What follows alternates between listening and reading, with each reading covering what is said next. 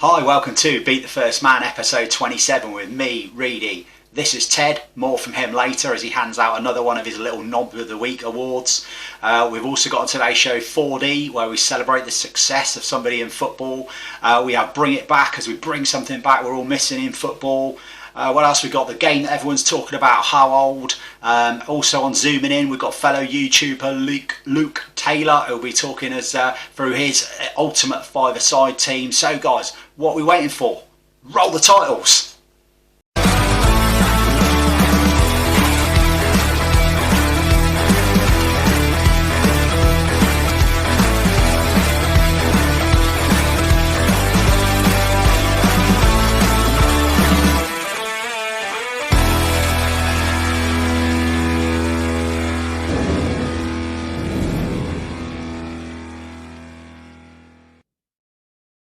So here we are then, episode 27. Thank you so much to all you new viewers and new subscribers we've had over the last week.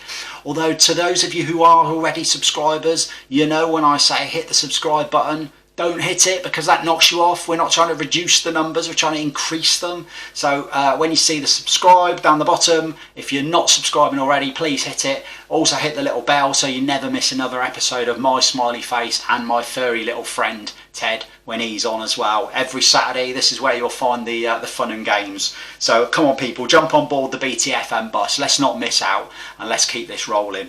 So the Stoke Gabriel shirt remains on. No real news other than that the National League North and South have now called null and void. This will have a knock-on effect down the leagues, and I think it's only a matter of time now before the lower levels go. So it doesn't look like we're going to get another Stoke Gabriel game this season, unfortunately. But it will remain on until it's officially called null and void, and the season will draw to a close. So let's get cracking then. How old? Our favourite game of all. We head up to the northeast of England as promised, and a striker who averaged about a goal every 4 matches. His most prolific time was in the black and white stripes of Newcastle United. The brilliantly named Galloping Chip. So, the Galloping Chip, Alan Gowling, how old was he when this photo was taken? So, easy. Pretty straightforward game, just guess how old he is. At the end of the show, we'll bring the Galloping Chip back up and we'll reveal how old he was. Easy, simple.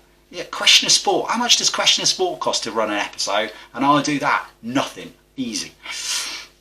So, it's time to bring on the most talked about teddy bear on YouTube. Alright Ted, how are we? All good thanks Reedy, me old mucker. What, you've been working on a market stall all week? What's going on? What's with the me old mucker malarkey?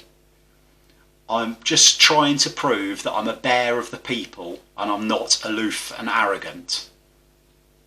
Ted, I'm not being funny. Why on earth would anyone think that you are aloof and arrogant? I mean, you know, you're such a modest bear. Every week you're on here with such modesty. So, you know, such a bear of the people.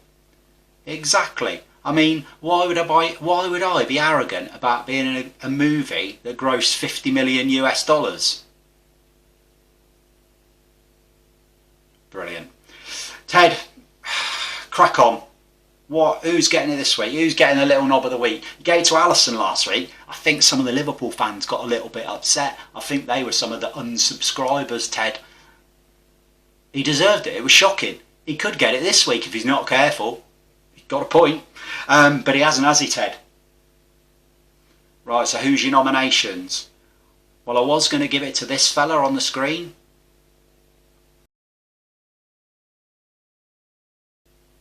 Yeah. Why aren't you giving it to him, Ted? Have you seen him? He looks like he'll take me outside in the car park for a fight. Yeah, Darren Drysdale, the ref, doing, to be honest, what I think we'd like to see a lot more refs doing. I thought it was bloody hilarious. Fair play to him. And no doubt he'd taken a lot of shit all game and just thought, do you know what? I'm going to pick the littlest player on the pitch. We did notice that. The lad was a tiny one that he went for. But it was very, very funny. And a bit of a shame he's been suspended for at least a game. But how we laugh. But he's not got it, Ted, has he? So what other nominations you got? Alisson. No, Ted. No. Not again. Not again. Your French goalie at Leeds, Melier. Ted, when you watch Zooming In later, you'll see the Leeds fans, and you know I am one, we get a bit upset when you start calling out our players. But did you see what he did? Yes, I saw what he did, and yes, I called him out at the time, but you can't give him. It's one mistake, and he's only a young lad. He hasn't got it, you'll be pleased to know. Good. Okay, so who's got it? Well, this week, it's a collective. Collective? Tell me more, my friend. A collective. Explain. Well, a collective is like a group of people or a body. Ted, I know what a bloody collective is. Tell me why a collective has won it rather than a person. You should have made that clearer then, shouldn't you? For Christ's sake. Ted, who's won it? The EFL. Oh, what have they done this time? Let a bunch of serial killers run a football club, perhaps? I don't know, maybe a fraudster take over a club? I mean, they've got history for doing good stuff, haven't they, Ted? So why have they won it? Well, let me take you to the League One Manager of the Month Awards for January. Well, I missed this story, Ted. What's happened, mate? Well, the winner was Grant McCann of Hull. They played 7 matches in January, won 4, drew 2, lost 1. Well, that's not a bad record, Ted, to be fair. I mean, I'm not sure it's Manager of the Month stuff, but maybe that was the best there was. Surely he's deserved it. Can I just draw to your attention Carl Robinson of Oxford? Played 5, won 5, drew none, lost none. So you're telling me a manager won 5 out of 5, didn't draw 1, didn't lose 1, and didn't win it? That is exactly what I'm telling you, Reedy, my old mucker. You've called me my old mucker twice today. What is going on? So Grant McCann won it despite losing a game and drawing 2. Yep, that's about the size of it. Get your little knob out, Reedy. Ted, it is not my little knob. It's this little knob, for God's sake, man. So EFL, here you go. The Little Knob of the Week award is all yours. Are you coming back later, Ted? Yeah, I'm going to come back and guess how old. Brilliant. Let's see if you're better at that than you were at Guess V Knowledge, eh, me old friend? Yeah, off he goes. Kept quiet about that one, didn't he, in his Guess V Knowledge day? So, let's have a little musical interlude, shall we? Chloe, sing us a little song. Bring it back, bring it back, bring it back, oh, bring it back to me. Bring it back, bring it back, bring it back, oh, bring it back to me. Yes, so bring it back. We love bring it back. Get back stuff that we miss from football and make it the game that we all love. So today I'm bringing back tackling. No, kids. That football you watched today, that's not tackling. No. This is tackling.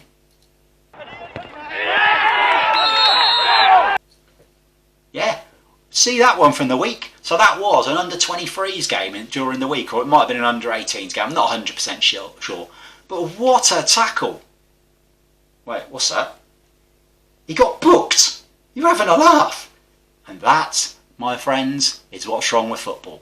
That was a beautiful tackle, an absolute belter. He slid in, ball, man, everything, wham, tackle. And as fans, we love that. When you were in the ground, remember that, being in the ground? Do you recall that at all? It's been a while.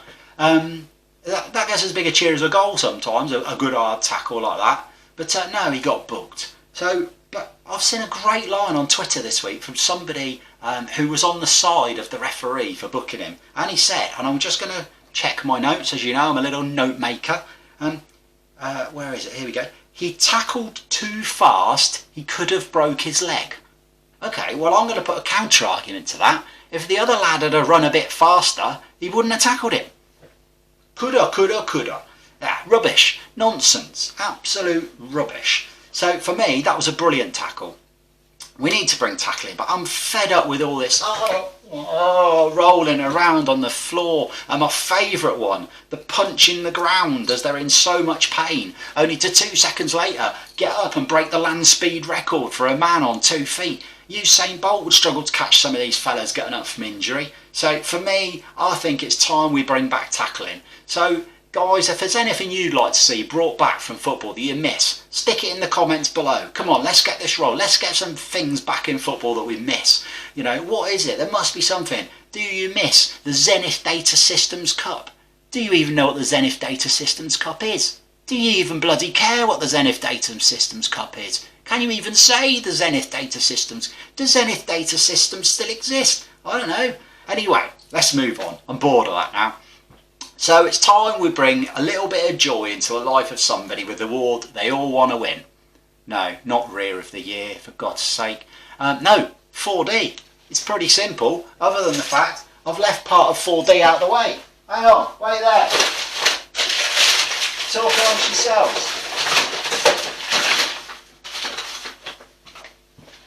Well, that was shit, wasn't it? Will I edit it or will I leave it in? You know the score. So 4D, and DOF. 3D, 1D, 4D. So this week 4D is going to go to a man where I think it's fair to say we all have to eat a bit of humble pie. Step forward, David Moyes. So he left Everton, he went to Manchester United, he had a torrid time, he got the sack from Man United. He went to Sociedad, got the sack from there. He went to Sunderland. We all watched how that panned out. He went back to West Ham, saved them from relegation and still got the sack from there. It just wasn't working out wherever he went, and it became a bit of a laughing stock, to be honest. Let's face it.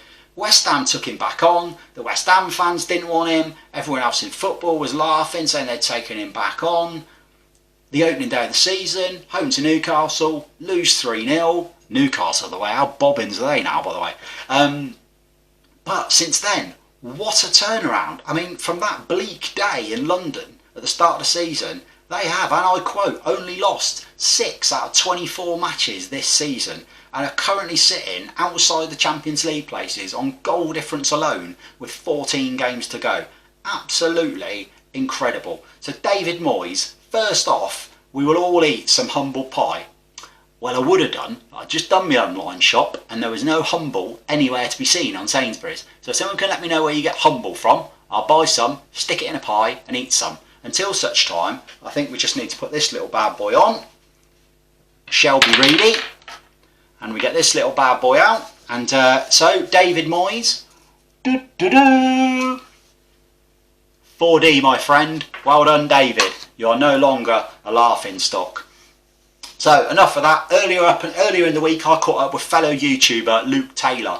Now he hosts a show on YouTube called Tayls, a big Leicester City fan. He called out Leeds United fans the other week and they went for him big time. You can check that video out if you want it on YouTube. But so sit back, without further ado, here's how it went with Luke and I will see you on the other side of Zooming In. So welcome to another instalment of Zooming In. I'm delighted to say I'm joined by fellow YouTuber, host of the show Tayls, Luke Taylor. Luke, how are we this evening?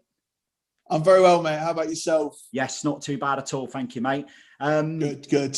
I first went on Luke's show a couple of weeks back just for the Leicester Leeds game. We previewed the Leicester Leeds game. We'll come back onto that in a minute. And he, to be fair, it's a brand new channel. He's done ever so well. He's flying in subscribers. So, Luke, the floor is yours. For a minute, you can take over, beat the first man and plug your show. Where can people find your stuff, etc., etc.? Perfect. It's all yours. So thanks, mate. The name of the YouTube channel is Tayls. Started off, I've been umming and ahhing a little while about whether to do it or not. Kind of like thinking, should I go for it? Should I not? And obviously, at the minute, we're all sat at home doing not a hell of a lot. So I thought, give it a go. Why not? At the minute, I'm just kind of doing a bit of match reaction to games, bit of previews. Obviously, I'm a Leicester fan, as you well know. Going for a few bits and bobs. I think it'll always be more edged towards Leicester because of my side, but I don't want to be stuck with Leicester because there's not a lot of exciting stuff to say about them because we are a small club and we're doing really well, so there's not that much controversial stuff you can say, although Leeds fans may disagree. And I want to move it. I'm kind of trying to gain a little bit of a subscriber base and hopefully move to like watch-alongs or like a podcast or a little bit of live streaming content, just to kind of build it and build a subscriber base to start off with. That's the plan. And obviously, massive thanks to yourself for coming on. I've been on a couple of shows now, so hopefully going to get a few more subscribers from that. But obviously, coming on for my channel at the start, massively appreciated it because you had no reason to do so, and I really do appreciate it. Oh no, it was great. I loved it. I loved it. And as I said to you at the time, I think the YouTube platform is a much friendlier platform than a lot of other platforms, as you found out, which we'll move on to shortly. So Luke, before we go on to normal questions, why do you hate Leeds so much? So I put to put it into some context. So after the Leicester Leeds game, Luke made a video where basically he ranted about Leicester's performance. And to me, you didn't say anything derogatory about Leeds. You said it's only Leeds. We have to be beating Leeds. And as a new side, the reality is you're right. You were right. Yeah, you didn't like it, but you were right. And it went mad, didn't it? Oh, it did. That's what I thought. When I did the video, it was kind of just off the cuff. I wasn't going to do a video. But after you came on my channel, I said, Leicester will beat Leeds. We can beat Leeds. We're better than Leeds. I thought I'd better come and say something because I bigged us up so much and we were shocking. We were so bad. So the idea of the video was just to rant on about Leicester for a minute. And then the Leeds fans, I didn't think I said anything that bad about them. I really didn't. But I can get quite passionate at times and I can get a little bit outspoken. So, yeah, the Leeds fans came for me on that one. But I think in terms of what I actually said, I think I said it's just Leeds. There's nothing special, nothing big. It's just Leeds. And I think that upset some people, I must say. But you live and learn. You live and learn. I'm not going to change. I'm not going to change is what it is, isn't it? It didn't hurt your viewing figures, did it? Let's be honest. No, exactly, mate. Yeah, that I was on about 50, 60 views a video at the time. I think that one's got about 1,500 at the minute. And that one is doing better than my videos I made a day or so ago still. So, hey, you can't pick your best video, can you? But obviously people like that one. So, hey-ho. We're quite an angry fan base at the best of times. I think my lad said to you. yeah, exactly. I said I really didn't expect it, and then I did a response the day after. I think it was because I was thinking, like, do I say anything? Because some of the tweets I got were like really personal things. I'm not going to get upset. I'm not going to cry about it. I'm a big boy. I can take issues. But some of the tweets were harsh. I was like, I better say something, just kind of reiterate my point, really. But it seems to have gone away. I think me and the Leeds fans are fine now. Yeah. If you new Leeds fans, subscribe. Until we play you next year, and then it will all be back again. I mean, exactly. If we beat you next time, they'll all be after you saying it's only Leeds. Oh yeah, I won't have to post a video after that one. But I think my little video will get clipped up. So anyway, let's start with 7 up. So 7 pretty straightforward questions. I think I might know the answer to question 1, but biggest high following Leicester. It's easy, isn't it? It's so easy. Because I was there is a big point as well. Because when we got promoted from the Championship, I was there for that. So I hold that dear to my heart. But it has to be the Premier League win. It has to be. You can't get any bigger than that. For a side like us to go and do that, I think we became everyone's second team, didn't we, that season? It's got to be the Premier League win. I don't think anyone saw it coming. I know I didn't. I'm a very pessimistic Leicester fan. I think it took to about 9 games to go. And I was still saying that it's not done. It's not done yet. Then eventually it all fell into place. And yeah, amazing season. And that the night we won the league, all the Leicester fans descended to the King Power. It was a Monday night that Chelsea beat Tottenham 2. I think drew 2-2. I think it was. So all the fans descended to the King Power, and it was an absolute party. I think we all went into town with Leicester shirts on. Into clubs. I had work at 8 o'clock the next morning. I was in a club at 6:30 still. So yeah, it was amazing time. And that whole month after was just incredible. Yeah, I mean, I was living in Leicester at the time, and I have to say it was you couldn't help but get wrapped up in it a little bit. And it was party time. It was absolute party time. We had the night we won the league, obviously. Then we had what else was it? Then we had the trophy parade. Then we had Kasabian at King Power. Then we had the Kasabian at Vicky Park. It was just event after event, just celebrating. It was. I think I was pissed for about a month straight. It was amazing. Loved it. And rightly so as well. Exactly, mate. Yeah, exactly. So on the flip side, as a football fan, while you have your highest high, you always have your lowest low. So what's been your lowest low following Leicester? There's been a few. There's been a fair few. I still remember. I don't know if you remember, we went down to League One. It was about 2008, 2009. Yeah, I think we came with it was Stoke away. I was sat in the away end. I was only about, how old would I have been? About 13, something like that. And I cried my eyes out. I was gutted. That was a tough night. Tough night. And then we had, what else we had? There's been so many, it's hard to pinpoint one. The playoff as well, against Cardiff, the Jan Kermorgant chip. That was bad. That was really bad, but only seconded by the Watford game. That still haunts me now. That Troy Deeney goal last minute. That still haunts me now. It was horrible. But there's been a few, but probably because of my age, I'd probably say the League One relegation hurt me the most, I would say. Yeah, I mean, that Deeney one, I remember watching that live. And you watched it unfold, and it was incredible. It was, I'd never seen anything like it. The swing in 60 seconds of emotion was just, and I wasn't bothered either way, to be honest. So the swing of emotions was just incredible. It was horrible. We kind of got what we deserved, to be fair, because the penalty that was given for knockout, it was never a penalty. It was a clear dive. Yeah. But I don't think anything can repair what happened that day. Even when we won the Premier League, that still hurts. You still see it on Sky every now and again. It's still a scar that I don't want to open just yet. Yeah, fair enough. So, favourite ever player in a Leicester shirt, not necessarily the best, and why? Oh, it's tough, obviously, because in my older years, obviously, we've been a hell of a lot better. So now, the last 5 years, we've been top. It's probably torn between two. I'd probably say either N'Golo Kante or Riyad Mahrez. N'Golo Kante was top draw. Yeah. At Chelsea, he's been really, really good, don't get me wrong, but at Leicester, he was a different level. He was like we played 4-4-2, but it was like Drinkwater in the middle and Kante either side, really. He was just everywhere. He was really tenacious. And then Riyad Mahrez, silky player. Silky player. They're one of the best. It's probably harsh for me not to mention Jamie Vardy, but I'm sure I'll get onto him at some point. But Riyad Mahrez, technical ability, Riyad Mahrez is not to be touched. I'm surprised that he's not cemented himself in the Man City team, to be fair. I know he's kind of in and out, isn't he? Yeah.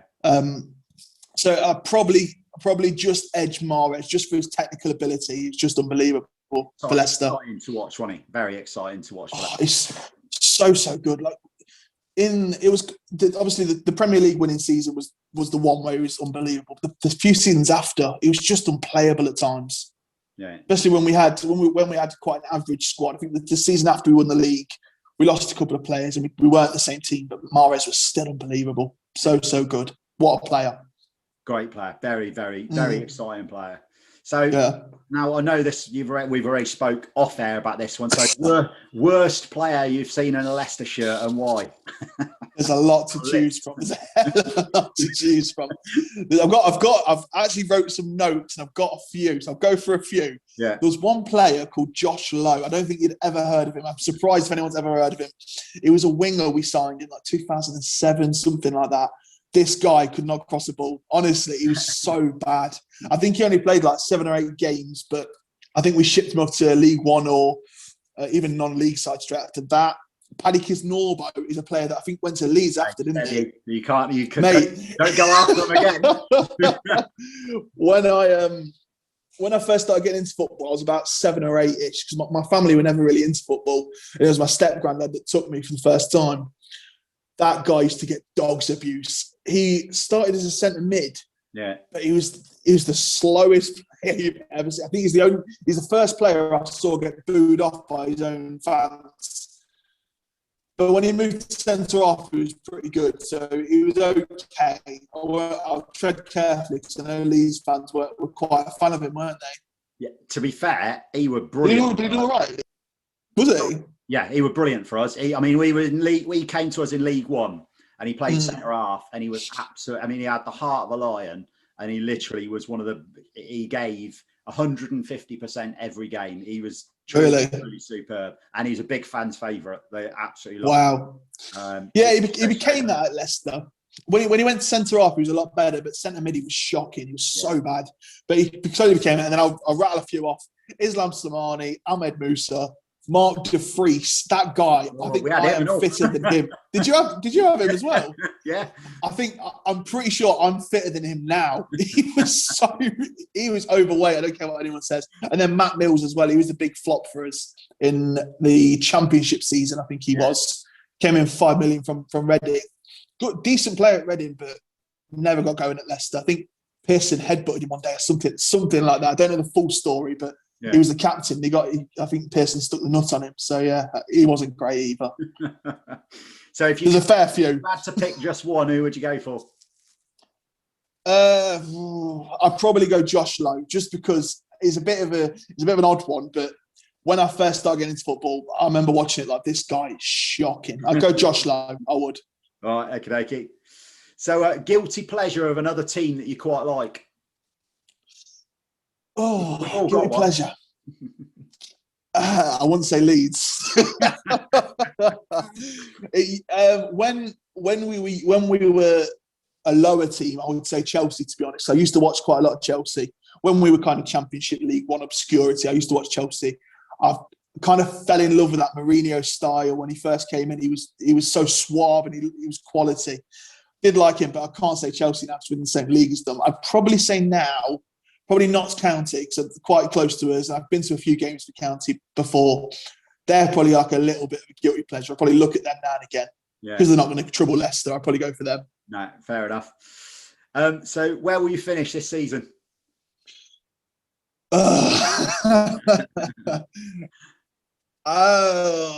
If you'd have asked me before Saturday, I'd have probably said 4th/5th. But now with the Liverpool win, I'm going to go 3rd, I think. I've always been quite pessimistic with Leicester, but we're starting to establish ourselves as a top 6 club now. I think people are struggling to argue with this now. So I'm going to go 3rd. I think it's optimistic, maybe, but no, it's a fair. I think your worries for me would, if I were a Leicester fan, the worries for me would be Liverpool are going to come strong again. They're going to. They will. They're not going to stay like this. Chelsea are coming very strong. They are, aren't they? They've been so strong recently. Outside of them two, to be honest, other than West Ham, no one's really stringing any results together. It's, you know. I know. I did a video on that. Incredible. Did a video after their game yesterday. They were so good. Did you watch them yesterday? No, I didn't. They weren't amazing, but they ground out the result. They played pretty well. But yeah, they're a good side. But I think we're still got more than West Ham. I still back us over West Ham. I'm going to go third. But obviously, if someone offered me 4th right now, I'd obviously take that 100%. Top 4 is where we need to be. Yeah, no. Right, so either or. So you only can pick one. So it's the old moral dilemma time. So you can have your show goes viral and you hit 10,000 subscribers, or let's go on a crazy run and sneak the Premier League on the last day. Oh, that's tough. That is tough. Because I would love for my channel to go big. Obviously, I'd really love that. It's not. I don't know how to say it. I think I'm similar to you with the YouTube. I'm kind of new to it, but I'm not doing it for like money or anything like that. I kind of just want to do it because it's a bit of fun. It's a bit of a laugh, isn't it? I'll go Leicester. I'll still go Leicester. Yeah. With Leicester, I love Leicester. I'll always back us to do that. I want a month-long party. It's going to be Leicester again. No, fair enough. So Leicester win the league or England win the Euros? Oh, that's tough. That is tough, isn't it? Not if you ask many people. As a Scotsman, for me, it's easy. I'd be picking Leicester. Right, okay.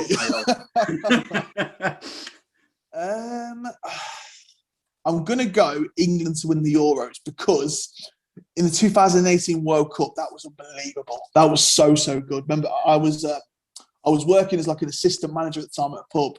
And none of the other managers liked football, so I got all of them off. So I was in the pub every time, and it was quality. Yeah. The weather was nice. The beers were flowing. Yeah, England to win the Euros, definitely. So this is the tough one. Vardy scores the goal which clinches top 4, but he announces retirement. Or Vardy misses a penalty in the last game, and he plays another season, but you miss out on the top 4. Oh, it's tough questions these are, aren't they? In Jamie Vardy, we have arguably the best striker in the Premier League for me. I think he's very underrated. I know a lot of people give him credit, but I think he's underrated still. I think he's top draw. I want Vardy to live forever, so I'm going to go for Vardy misses a penalty but stays with Leicester. Yeah, I think that guy's got to get a statue once he retires for us. It really has. He's been nothing short than unbelievable. Yeah, he's been class. He has been class. That's a tough one. That's really tough. That's harsh. I asked the lad from Apollo Junction, who's a massive Leeds fan. I said to him that Leeds can either get relegated, but Bielsa stays, or we stay up, but Bielsa leaves at the end of the season, and he sat there literally with his head in his hands. I don't know. What did he go for in the end? He went for staying up and Bielsa leaves. He said because staying in the Premier League was more important in reality. So it's true. It's true. I think Leeds definitely need to establish himself. Is Bielsa? Is his contract up at the end of the season? I've heard he only ever has a 1-year rolling deal. Oh, does he? Yeah, this is the longest he's ever been at one club. He's never been at a club this long. Always dotted about. I think you boys definitely want to keep hold of him, don't you? Without a shadow of a doubt. So Messi or Ronaldo? Ronaldo, always Ronaldo. I was ready for that one because I've watched your shows before. Messi obviously is top draw, obviously, but I've not seen enough of him with watching mainly Premier League stuff. Ronaldo in that 2008 season, was it when they won the Champions League? Was that the season? I can't remember what it was, but he was unbelievable, unplayable. But it's tough, isn't it? It's tough between the two. I think we just got to appreciate the fact that we've been around in an era where we've had both of them. I don't think I'll have it. I don't think I'll have it again, will we? No, both incredible talents in their own right. I mean, I love the numbers. As a 5'6" bloke, I love Messi. he has taken on the giants literally in all terms, and he's just so good. He just glides. Yeah, they've tried kicking him all over the place, and it don't work. Oh, they boot him. Gets up and cracks on. He's not bothered.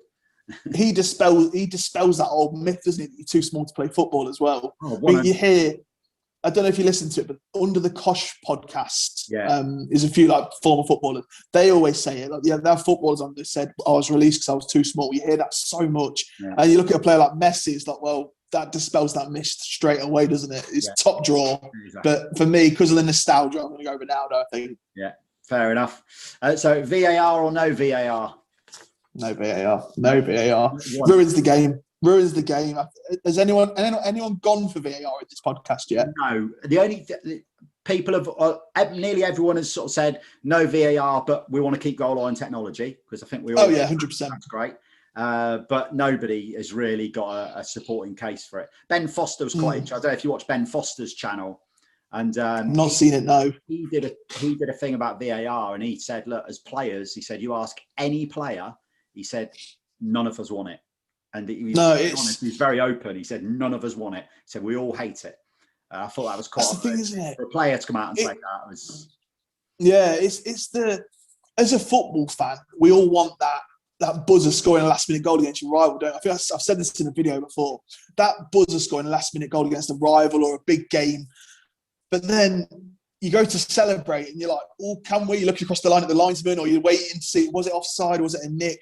It's just ruined that kind of passion for a football fan, which is the most important thing for me. But I don't think it's going to go anywhere, is it? Hopefully they just tweak it and it gets better and better. But it's ruined it for me a little bit. It's here to stay, I think, isn't it, sadly? Unfortunately, yeah, it looks like it. So, time for your five-a-side team. So, you know the rules. You have to have seen and play live. 1 goalie, 1 defender, 2 midfielders, 1 striker. So let's start with your goalkeeper. Hunchy might still be playing for you now. He absolutely is. There's a common theme here. I don't think you can go for many Leicester players from 2006 or 7 or anything like that. These last 5 years have been our best. So it's got to be Kasper Schmeichel, hasn't it? He's what a signing. It's very kind of Leeds to give him away for 1.5 million as well. It's very kind of them. But he's grown. He's grown into like a leader now. He kind of commands it. It's been very interesting with him since there's been no fans in the ground. If you listen to the version with no added crowd noise, you can just hear him screaming and shouting at the referee all game, commanding his defence, moving them around. Top keeper, and he's an amazing shot stopper as well. But distribution-wise, is not the best. But for me, I'm quite old-fashioned in the sense I want a goalkeeper to save shots. That's the most important thing to me. So it's got to be Kasper. He's top drawer as well. I think what's quite telling about Kasper is when Brendan Rodgers went to Celtic, he had Craig Gordon. And Craig Gordon in Scotland is one of the top 2-3 keepers. And he actually left Gordon because this distribution wasn't good enough. And I genuinely thought when he came to Leicester, Schmeichel could be in trouble here. He could take Schmeichel out of the equation because he wants a ball-playing goalkeeper. I think he quickly realised that because of his shot-stopping abilities, actually, he's just going to have to live with the fact that his distribution isn't quite to the level that Brendan Rodgers would like it. Because gets more points out of him saving shots anyway. Exactly. Like when you see him trying to fizz balls to the wing backs, it goes out a lot. It's a common thing with Leicester fans that they do get on his back a little bit with it. But the most important thing as a goalkeeper, you got to save shots. In you think? Did you watch the? I assume you watched the Liverpool game at the weekend. That Firmino save, point blank. Insane. Like, how has he stopped that? I don't know how he saved that still, but yeah, he's top draw. I think you kind of have to live with the deficiencies because he's amazing at shot stopping and he commands his area and he tells the defenders what he wants from them, which is quite important for a goalkeeper for me. Kind of command them and tell them where they need to be. Yeah. No, okay, I'll go with that one. So your defender then. The Rock, Huth, Robert Huth. Oh wow, not the most silky or sassy player, but that guy, he was filthy. When we signed him in the January when we were kind of rock bottom at the start of the first season we were in the Premier League, and he just transformed our defence. He was a rock at the centre half. When we signed him, I think we knew we were probably only going to get a season, maybe 2 seasons out of him. But he transformed us. He was so good. And he didn't get a lot of credit in the when you think of Leicester winning the Premier League, you don't automatically think of Robert Huth. No. But that level of nastiness that he's got, the kind of dragging players along with him, he was top class. Maybe a little bit harsh on Wes Morgan because he's our captain and he's not the player as Huth is for me. Yeah, I think it's got to be Robert Huth, top player. I think it could be Fofana if we do this in a year's time. I think he could potentially be that, but not right now. It's got to be Huth. I think the myth with Huth as well was that you could get if you could get the ball over the top of him, you'd do him for pace. But actually, he weren't no slouch either, was he? He had a turn. Boy could move. Yeah. Boy could move. For a big lad, he could shift.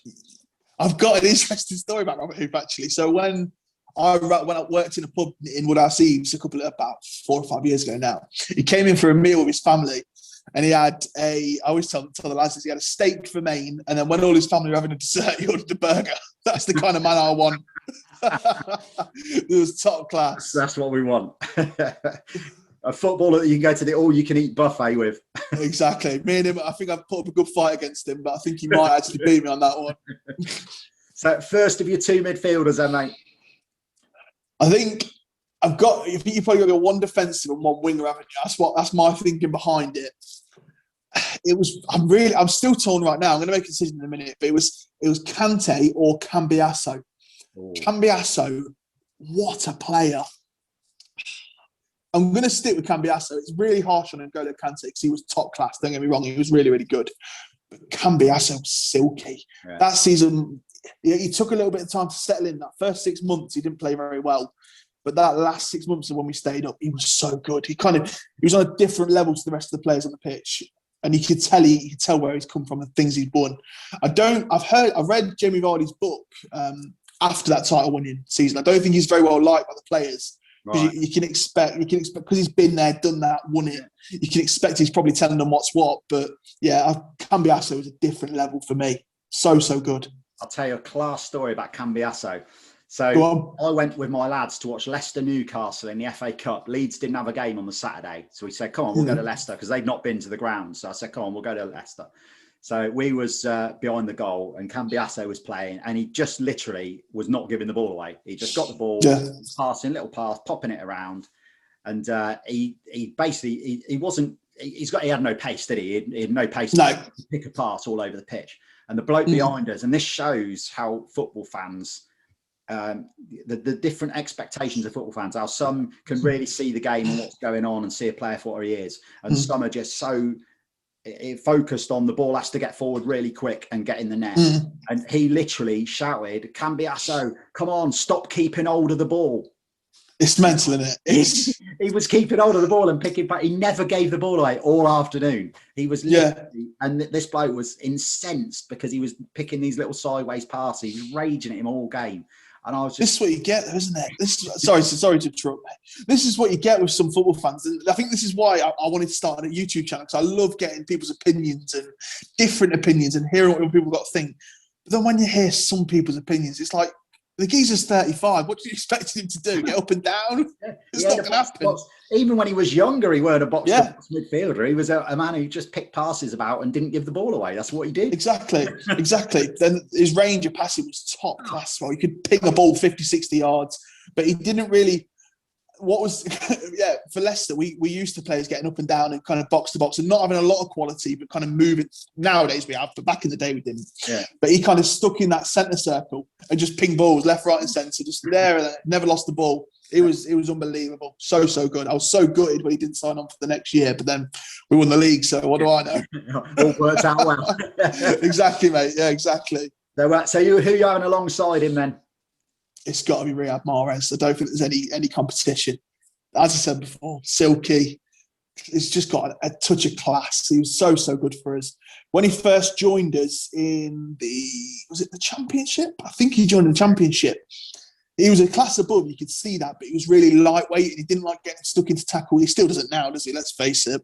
Yeah. But he kind of grew into his body a little bit, and that Premier League winning season, the season after that, he was so good.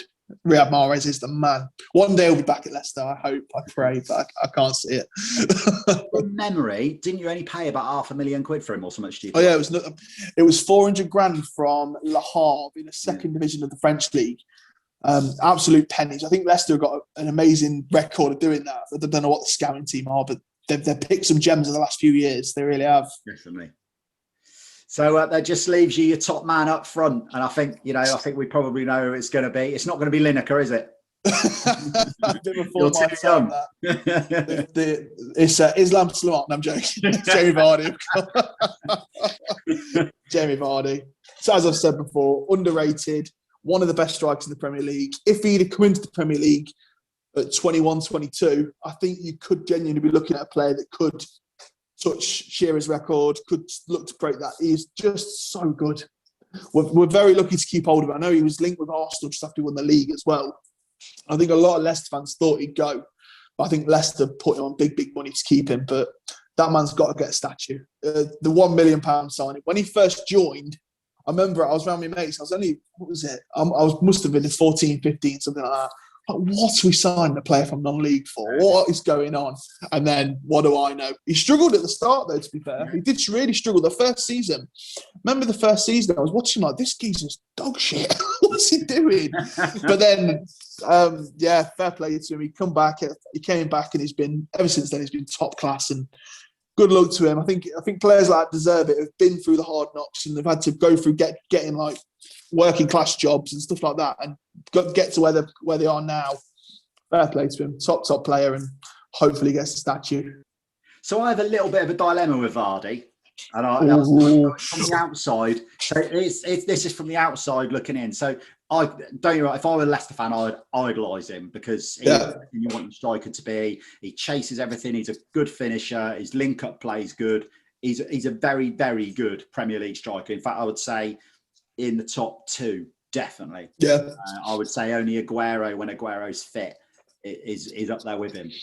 What I can't understand, you had won the league, admittedly, but in reality, if we're being honest, that's probably won't be repeated again.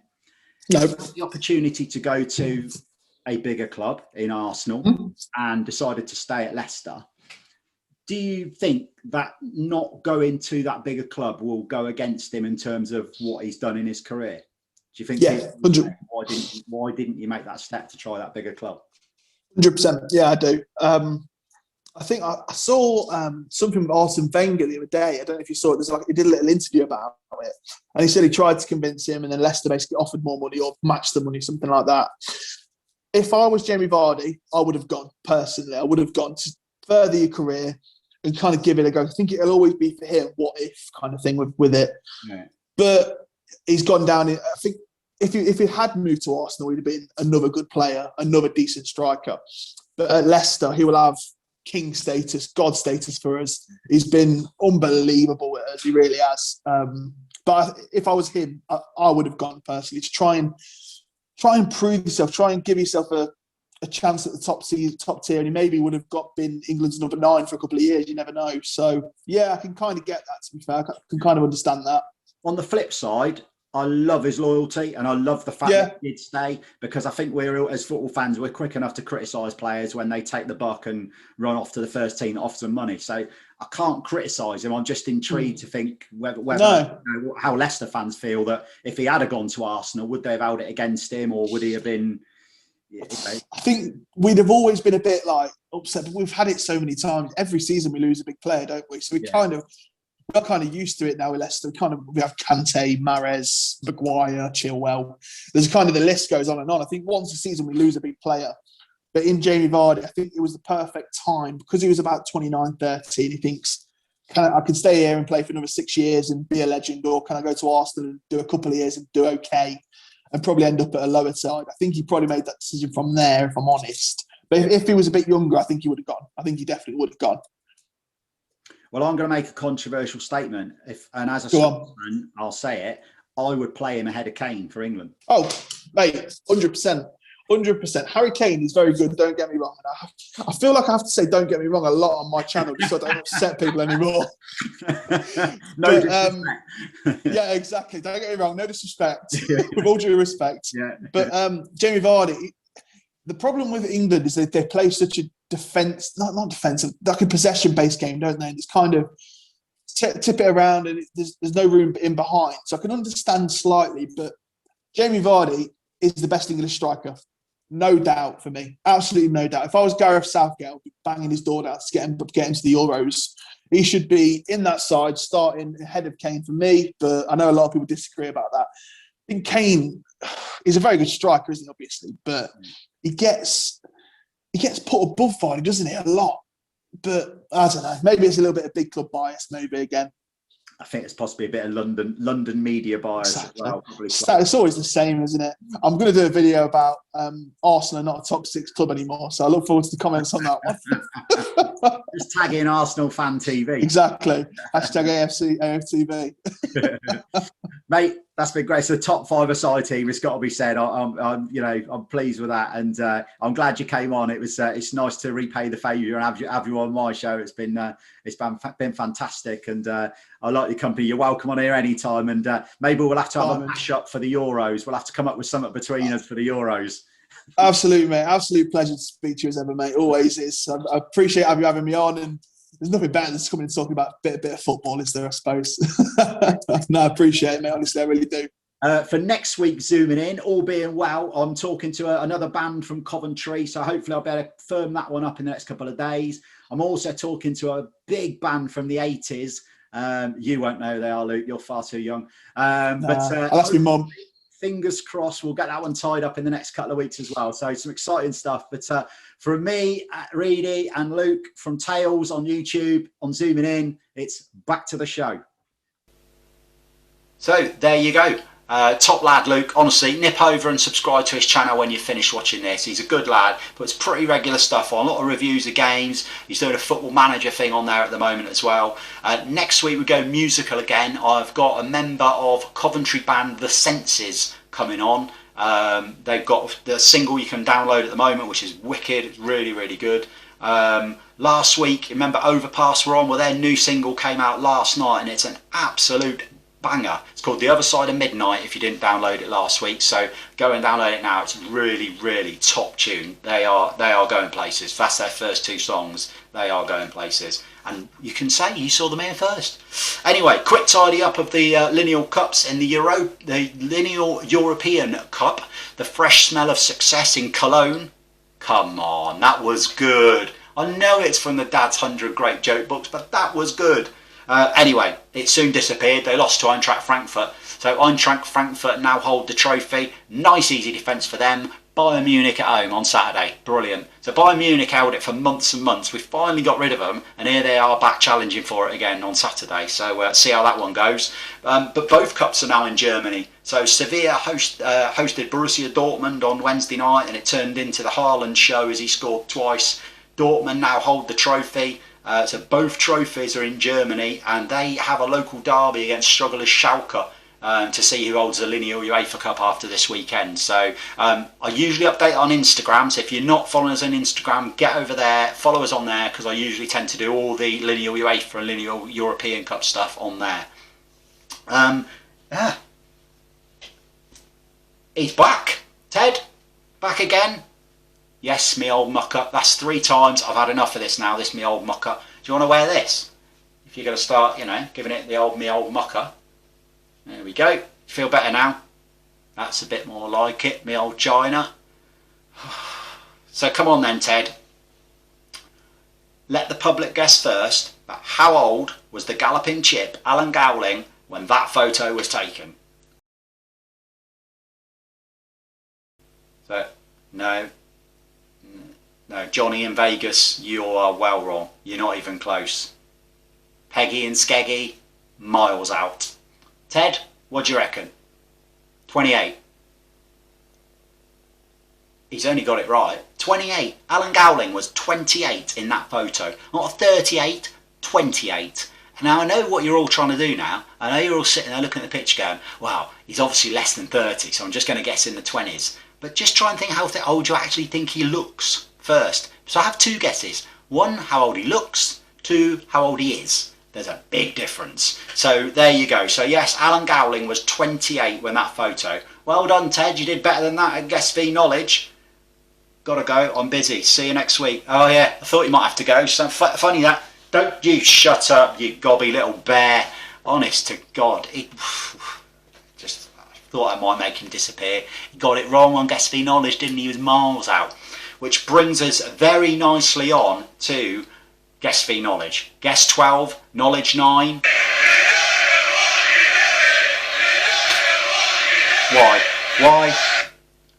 Why is that now the theme tune to Guess V Knowledge? This is my show. Why is this happening? It's hard to argue it though, isn't it? So last week we both went for Liverpool beating Leicester, and of course Liverpool decided that they were going to be the Keystone Cops in defence for the last 20 minutes.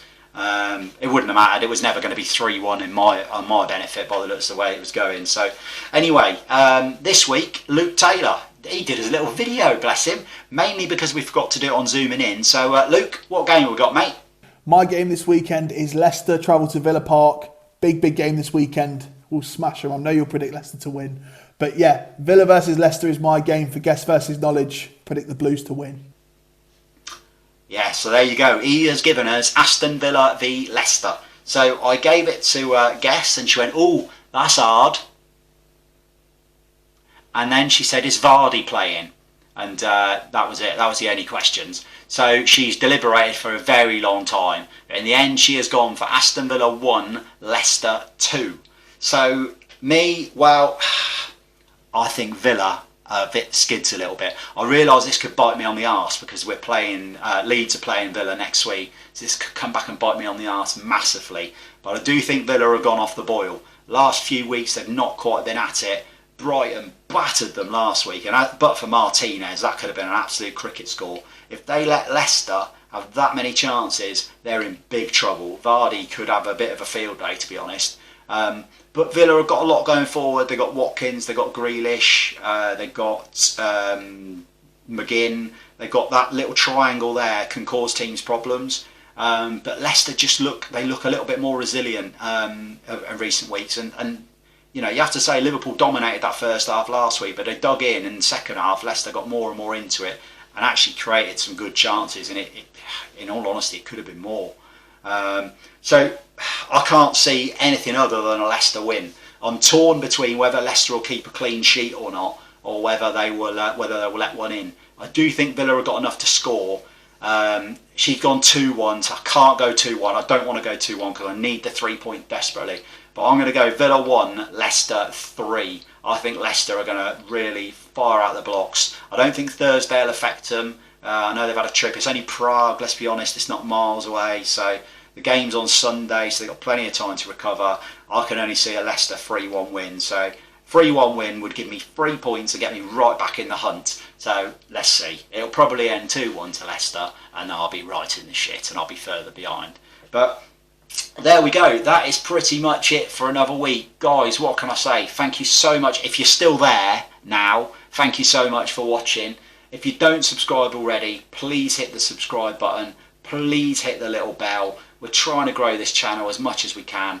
I've said to you before, I'm not in it for any financial gain. I just do it for a laugh. I just try to do it to put a bit of a smile on your faces at the end of a crappy week at work, or crappy week whatever, crappy weekend amongst what's going on outside. It's just all a bit of fun and not to be taken too seriously. I ain't trying to be the next big thing, and I realise I'm not going to be, because otherwise I'd have edited out that bit where I forgot to bring the do.